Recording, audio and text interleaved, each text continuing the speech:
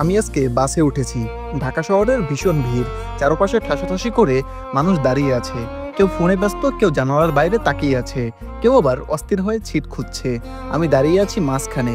হঠাৎই দেখি একজন বৃদ্ধ লোক ধীরে ধীরে বাসে উঠলেন।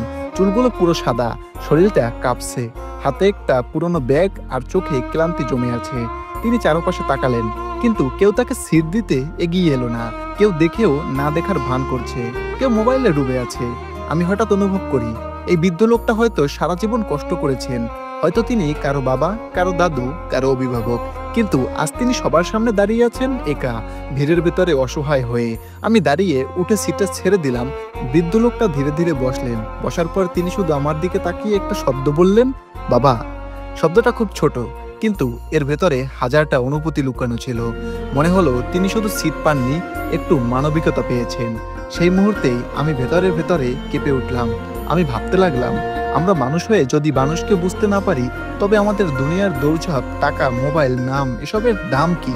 মানবিকতা আসলে তো ছোট্ট জিনিসে লুকিয়ে থাকে। একটা হাসি, একটা সাহায্য, একটা সিট ছেড়ে দেওয়া। ভাইয়েরা, এই পৃথিবীতে আমরা সবাই একে অপরের জন্য। কখনো হয়তো আপনি সেই বৃদ্ধের জায়গায় দাঁড়াবেন, কখনো আমি দাঁড়াবো। তাই আসুন, মানুষ হয়ে আমরা মানুষকেই ভালোবাসি, কারণ মানবিকতা ছাড়া মানুষের কোনো মূল্য নেই। এটাই বর্তমান দুনিয়ার আসল বাস্তবতা। কথাগুলো যদি ভালো লাগে তাহলে আমার চ্যানেলটি ফলো বা সাবস্ক্রাইব করে দিবেন, এবং অবশ্যই মানবিক হবেন, কারণ ভালো মানুষের মূল্য সকল স্থানে থাকে। সকলে ভালো থাকবেন। ভালো লাগলে ভিডিওটি শেয়ার করে দিবেন। আসসালামু আলাইকুম।